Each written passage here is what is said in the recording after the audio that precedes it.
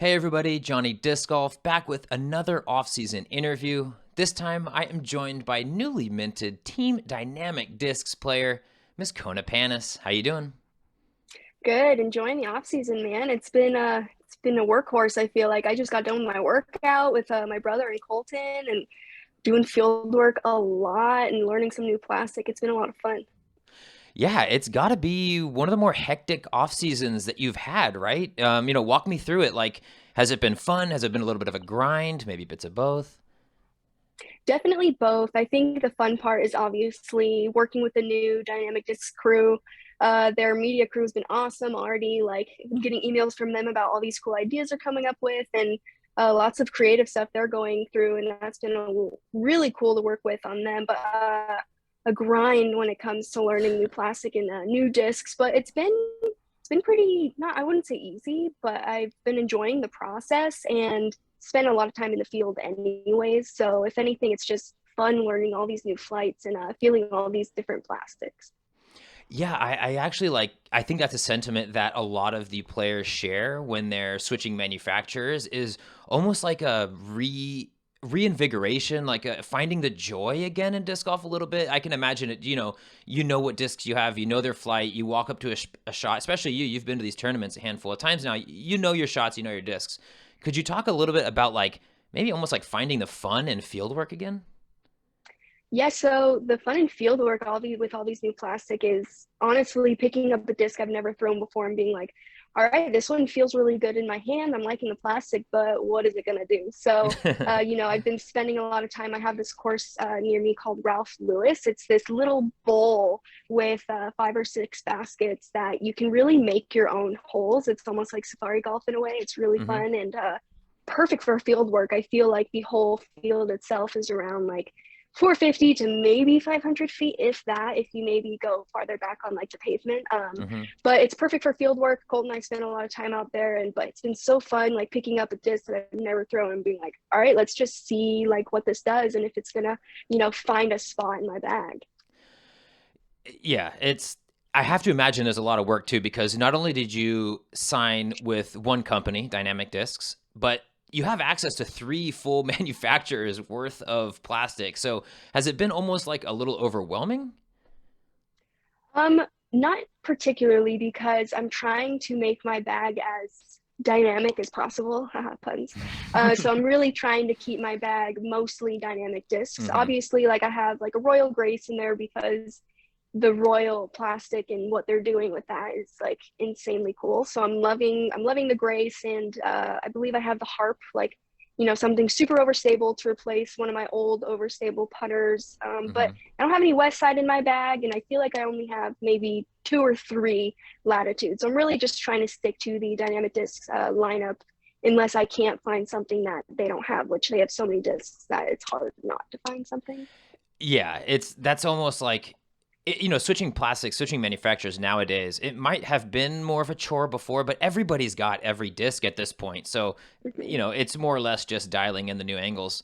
Um, I want to walk you back though from what we're talking about now, new discs about to start the season. Let's talk about the timeline of this whole thing because that's something that's been interesting to me. I saw you announce that you weren't going to be sponsored with Innova, and to be honest with you, I never thought we would see that day. I kind of like really associated you with that brand, and that's partially because you did such a good job being such a brand representative. When did this idea even come through your head, and like when did the deal kind of solidify?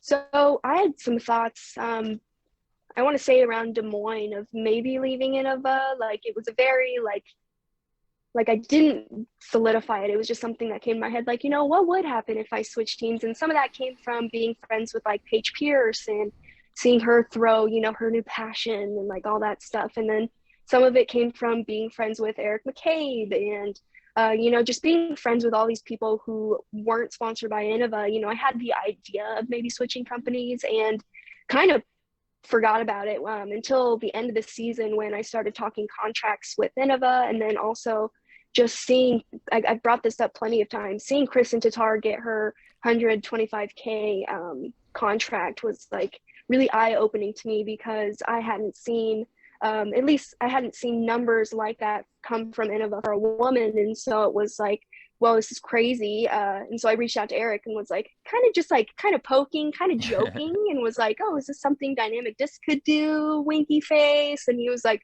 no, like this is something we could do, and or maybe something in the ballpark. And I was like, dang, like so this is something that I really need to look into and Hmm. think about further. So that's kind of how it all came about. Yeah, and really, I love to see it. Like any, specifically what I love to see is the publicizing of the numbers. It's something that I've kind of been. It's difficult because I'm not in your guys' world. You know, I'm reporting on it, I'm filming it, but I am not a pro disc golfer myself. So, like, me having the opinion that pro disc golfers' salaries should be public doesn't really carry as much weight as maybe disc golfers saying that. But Hmm. it is something that I felt like would help everyone if it was possible. Could you talk about your mindset? I did an interview with Rusco, and he said that it was really brought to them to publicize it by you and Ricky. Like you were the ones pushing for that. Could you talk Yep. about that mindset, please? Yeah, so like I said, when Kristen announced that, like I feel like if I would have never seen Kristin Tattar post that, maybe I would have like not even thought about that and gone to Eric. So having a female come out and be so public about what she's making and seeing that big of a number and the commitment that that company is willing to make on a female athlete was Hmm. very eye-opening. And so seeing that, I thought I said it in my press conference as well. Someone asked me about a similar question, and I thought it was very important to share my contract over the next 4 years because I feel like when I was younger, like it, we didn't see numbers like that in disc golf, and I think people in the younger generation seeing those big numbers and maybe seeing disc golf as more of a career and something that they can maybe do with their lives is huge. So when young women look up and see, wow, Kristen Tatar is making 125K. Oh my gosh, Kona got a 4-year contract. You don't see a lot of multi-year contracts with females, and Hmm. then having that big of a number show up, I think is huge for our next generation. Yeah, 100% agree. And, you know, maybe there's a handful of kids, youth, early 20s that maybe wouldn't have taken it so seriously. I'm thinking of a player just in the East Bay near where I live who's a very, very good, almost 1,000 rated, but he's a junior in high school and he plays baseball. And, you know, maybe seeing a contract like this might skew someone to maybe they split their time disc golf and baseball half and half instead of just playing baseball and disc golf when you can. Uh, Was that part of the mindset when maybe like taking this step? Like yeah, encouraging people definitely. I to? think, like I said, yeah, encouraging them to maybe like see disc golf as more of a sport. I feel like a lot of people maybe see it as frisbee golf still, maybe as just like something to go and do for fun, but now they see it, dang, if I train and if I put the work in, I can get that contract. And if I promote myself and I make a brand out of myself, maybe I can get that kind of money too. So yeah, that's huge, and it's exciting to see where our sport's going.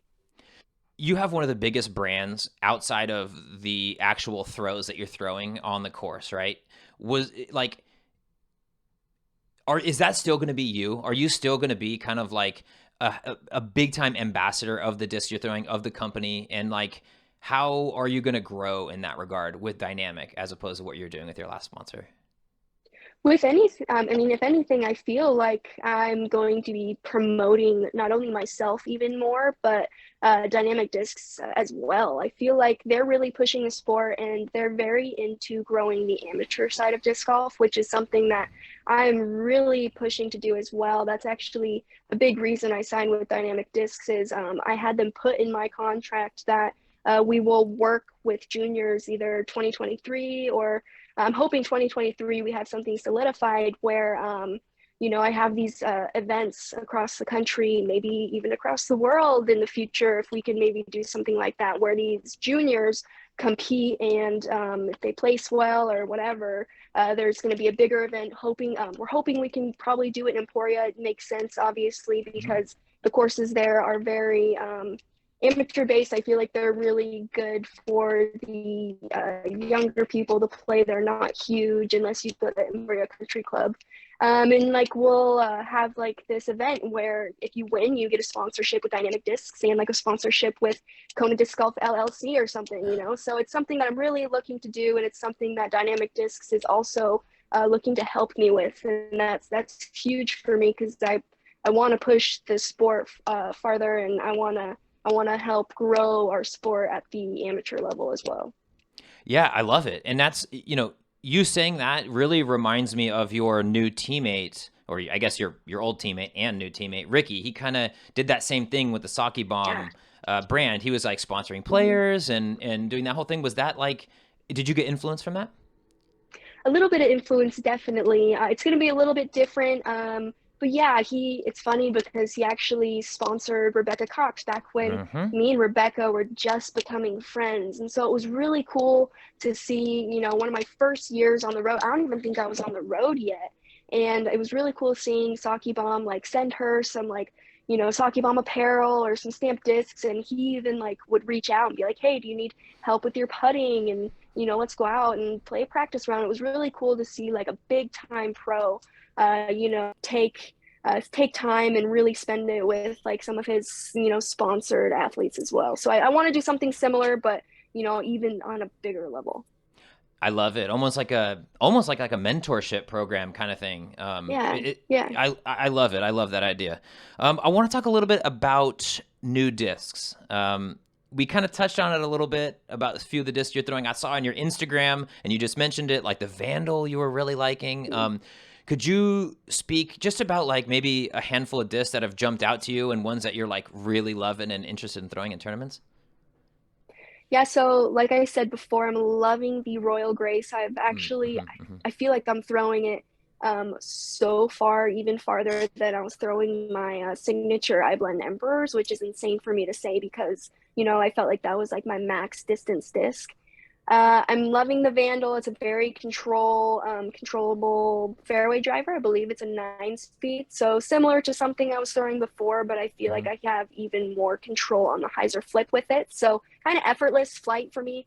Going into the mid ranges, I'm loving the EMAC Truth. It's something that I've been missing, I feel like, in my bag. Something straight with like a slight gentle fade at the end. And then Hmm. also there's like a Fusion X version. So some added stability that I'm really digging. And then, like I said, the harp, man, it's so juicy. I'm actually throwing a few different shots that I wasn't throwing before with it, like a kind of a flex Anheuser forehand, and I'm really Hmm. liking it for a reliable upshot disc. So those are some of them I'm really liking. I'm sure there's a few I'm missing in there that I'm really digging. Probably like the Lucid Maverick that Rebecca Cox was actually the one to turn me on to that one. So, Hmm. like I said, it's just a process. I feel like I have a lot of different molds in my bag right now, but they all do something different. Yes. Well, it's kind of the difference. I've been talking with a few people, and like the difference of having your dialed in 10 or like four different versions of molds that you've had for like 10 years, and now you come to a new company, and now that's like I have a different mold for every shot. Is that how it's felt? Yeah, definitely. I feel like I talked to Jen Allen about this the other day on her PDGA podcast that they just started to revamp and redo. So it's cool to see that come back as well. But Hmm. she mentioned that she had the old school mindset of having a few molds and then having a lot of variations of that mold of like beat into like brand new. Where I'm Hmm. like, girl, I'm like the complete opposite. I have like 12 different molds and they all do something different. But I'm sure as I start to really dig some molds, I'll start doing the same thing. Let's talk a little bit about just like the transition in general. One of the mantras that I keep hearing from a lot of people who are signing to DD and from Rusko himself is the trilogy family, the trilogy family. It's very familial. That is really awesome to be going to a family feeling company. Having said that, you're leaving literal family. Um, talk to me about that? Like, was it tough to broach the subject with your parents and your family? Like, talk about that transition. Yeah, so at first it was a little tough. It was a tough conversation with my family. It was kind of like, whoa, like you're thinking of leaving. Like we came out to California to be with Innova. Like it was, I wouldn't say touchy, but it was kind of like a eye-opening conversation. And then later down the line, talking to both my mom, my dad, my brother, who all work for Innova or Innova off of branch companies, Hmm. they just want to support me, and they're just excited to see my growth, and they understand that I'm just looking out for my future, not only for Hmm. myself, but for both Colt and I as we're getting married this year. And so um, it sucks that I left, family, not only real family, leaving Dave and Harold Duvall and Andrew Duvall and everyone at Innova that I felt like I was so close with and, call family. I feel like I can still call them family. I don't think it really matters what company I'm going to. I think they just they see what I'm trying to do for the sport, and I think they wish me the best for sure. Yeah, and you love to see it. You never want to see any sort of bad blood, especially like in disc golf community. It's such a small, tight knit community Yeah. that you can't really go down that road. It's going to just be trouble for everyone. Um, Mhm. the one, so I had heard that Dee Dee maybe asked about Colton. What can we do to get both of you guys to come over? What I don't need you to speak for Colton and his contract situation and all that stuff, but like, did you guys have the conversation or did you broach it like, Colton, what do you think? Come on over. So that was actually a conversation we had 2 years ago with Eric McCabe. He approached both of us and was like, "Hey, we'd love to get hot cocoa." And Hmm. we didn't even let him offer us anything. We didn't even hear him out, didn't hear how much money, because we were like we were so like, no, we're sticking with Innova, we're sticking with Hmm. Discmania. And then he came with me to Dynamic Discs, for the announcement day and everything. And a few people were like, "Hey, dude, like come over." And he's sticking with Discmania. He has family there as well, but Hmm. also he believes in the company. I think he's been with Discmania since the beginning. He went since I believe, maybe 2015 is when he started with Discmania. And, him and UC have a great relationship. And, he's a Discmaniac, man. I think almost like seeing me leave Innova is crazy. I think seeing Colton leave Discmania would be even crazier. So, we'll see if that ever happens. It'd be really cool to see Hot Cocoa on the team together. But for now, he is happy where he is, and I couldn't be happy for him either. So we'll see. Maybe down the line I can convince him, but right now he's happy with this mania for sure. Perfect. And I'm happy watching him blast those lone howls, all the way I around the course. know. So Oh, like that. So just a minor aside here, like that was always like a really cool thing is you throwing Colton's disc, him maybe throwing your disc. Like that's kind of, is that's got to be a little sad. it's a little sad. I had his Lone Howl PD in my bag for 2 years, and Hmm. it sucks. Even though that Latitude makes some of Discmania's discs, I'm still not allowed to use them. So that is a little unfortunate, but whatever. We're still each other's cheerleaders in a way. We just can't throw each other stuff. Yeah, yeah. Well, as long as you'll be there, I'm sure there'll be plenty of support. No worries there. So one piece of headline that just came out recently is, your previous sponsor, Innova, has signed Hayley King. That kind of, I guess that begs the question. If they weren't prepared to offer you what you felt like you were being valued, do you think that this was their response to you signing elsewhere, or was this coming down the pipeline and maybe part of the reason why they weren't able to offer you what you were looking for? I think Hayley signing with Innova was a completely different entity. I had already had my conversations with Innova, and I hadn't even heard about her going to Innova Mm. before then. So, I am stoked for Hayley, and I really can't wait to see her throw some destroyers. And, her lineup, we spoke. She actually came and stayed with the Panis family while she was here doing all her Oh, announcement stuff. And, we talked about her, and honestly, I have never seen her so excited to be with the company. So I'm really excited for Hayley, and, I can only hope, and I think they will really support Hayley and do a lot for her. So I'm hoping that by my leaving, that they can put in some extra love and support into Hayley. But dude, I'm excited to see her chuck some star destroyers or something. I'm excited to see what she does for sure. yeah, and part of what makes me excited anytime someone switches and anytime a pro switches is there's usually new products to come from that pro moving, right? Whether it's a different plastic or a different mold or a mold with a new name on it. What does that look like for you? Ricky Wysocki, obviously, he came out with the big line of discs, or the big, suite of discs with his name on it. But he's going to be getting molds kind of like the James Conrad, the Paul Macbeth. Is that something that you're maybe have your eye on as well? So I don't have any line of discs coming out. I am more so excited to put out a lot more customs myself.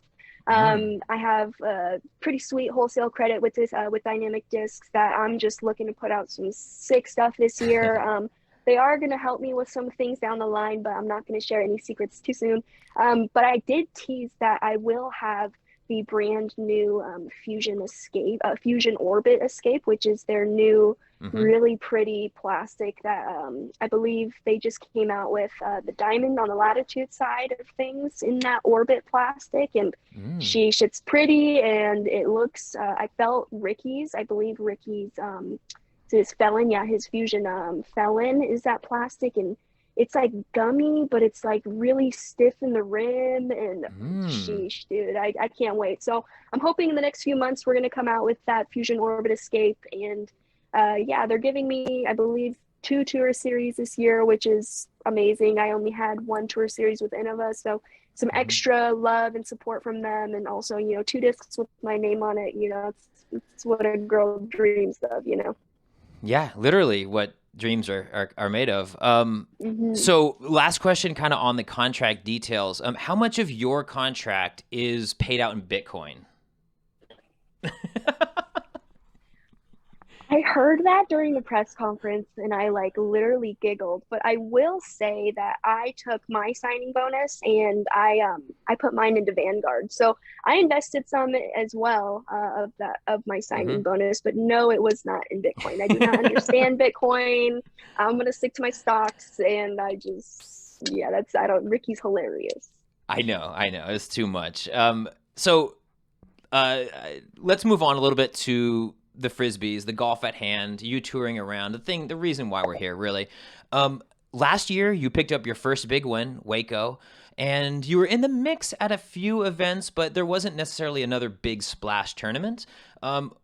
Is there any events this year that you're looking forward to that, you're in the mix all the time, but what's a tournament you're looking to take that next step in? I finished in second place at Maple Hill. I was really neck and neck with both Katrina Allen and Hayley King at the start of that last round, and had a few hiccups. I believe I had a few missed putts in there, and kind of fell behind because Katrina just went lights out. She finished really strong. But I would love to take down a Maple Hill. That's just one that I think every pro really dreams of winning and jumping in that lake. So Maple Hill would be an amazing one, and then GMC, Hayley won last year, and those 2 courses are 2 courses that I just absolutely love. I feel like not Brewster, but Fox Run is one that really plays towards my game, and I really enjoy Brewster. So I'm looking for GMC and I'm looking for Maple Hill, and I would love to come back to Waco and take it down for a second year. That would just go to show, it wasn't just a fluke. Other than, you can't really call 12 strokes a fluke, but, I'd love to come back and take it down again. Yeah. I mean, there was murmuring when Colton took it down. There was a round canceled, right? So there's at least a thing to call it a fluke or a one-off, but you went through the full tournament and you smoked them. There's no fluke. I'm sorry. There's no fluke conversation to be had there. And about Colton, I mean, everyone knew that was our last round. Oh, 100%.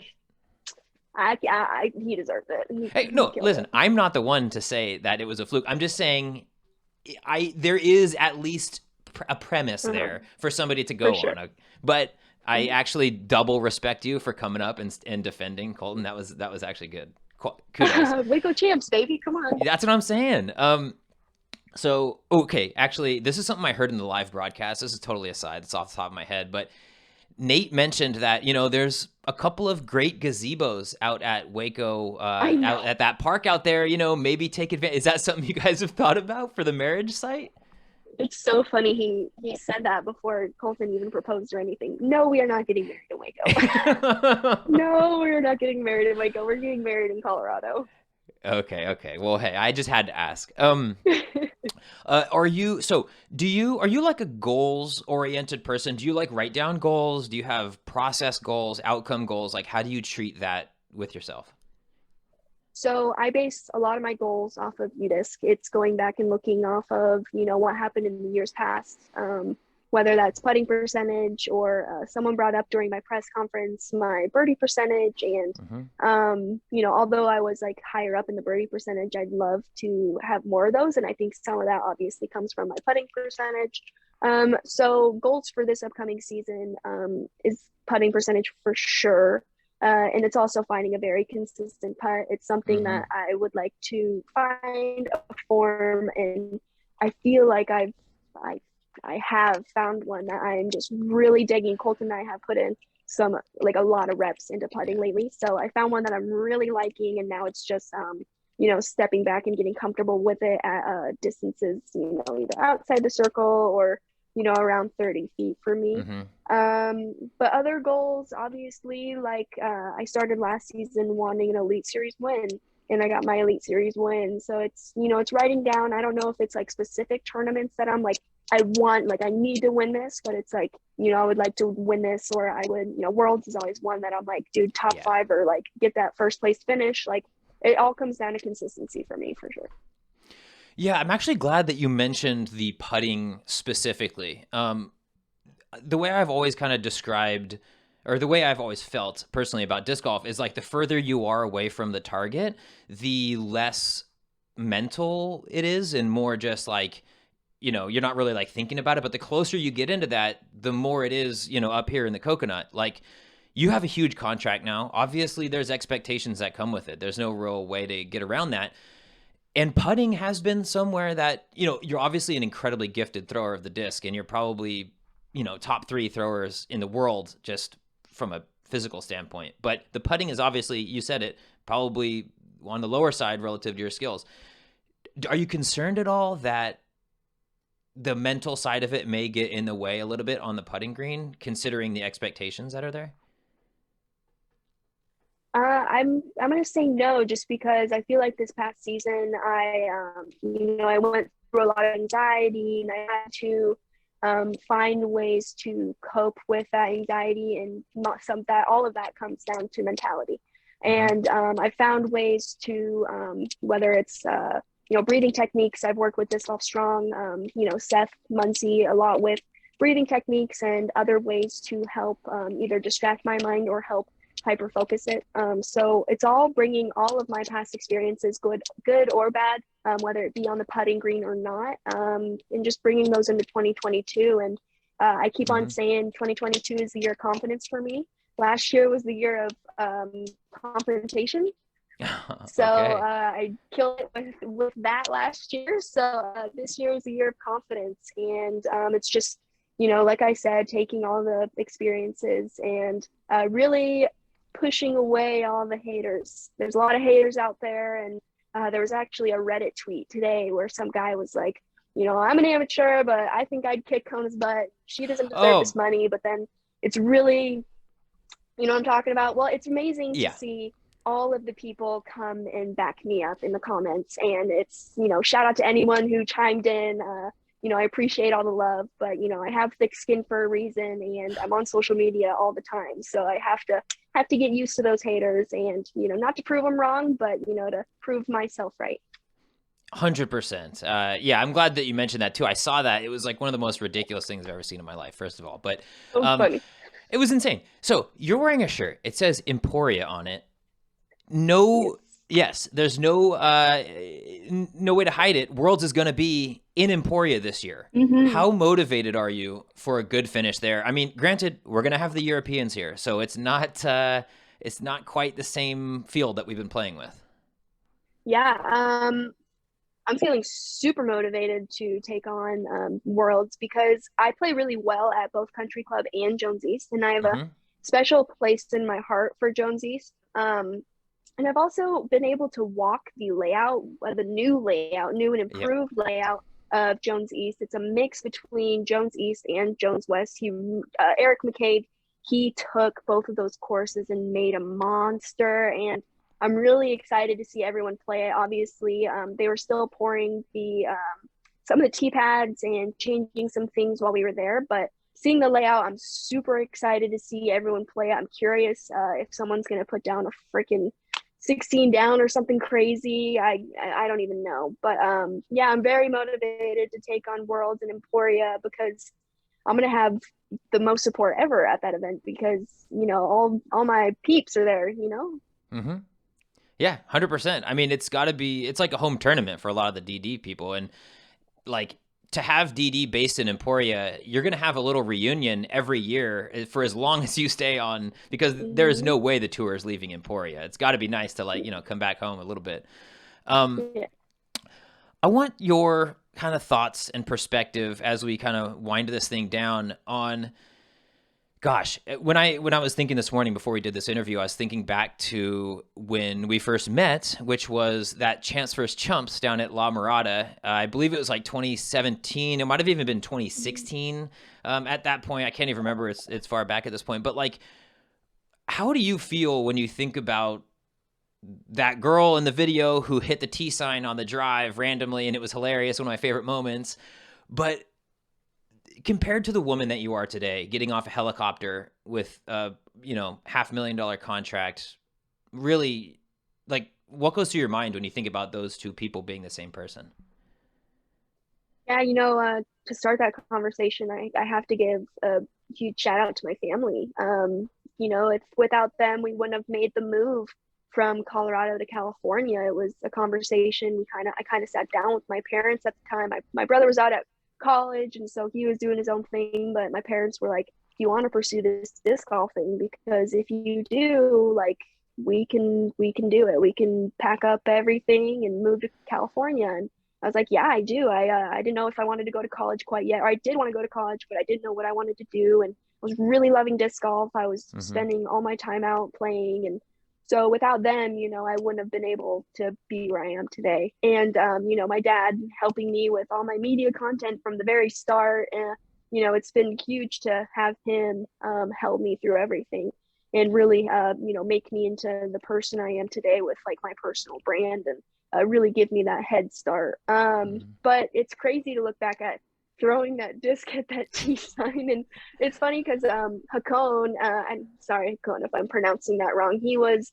in the States for a while, and I remember him being there. And it's cool because he actually Snapchatted me on the day that I signed my contract, and he was like, congrats. So it's cool that you bring up, that memory of, hitting that T sign because he was there, and then, signing that contract. It's crazy looking back and seeing how far I've come, and I'm just here for the ride, and I'm always looking to improve, constantly looking to improve everything I do. And I think that's why I love disc golf so much, is because it pushes me to be my best self.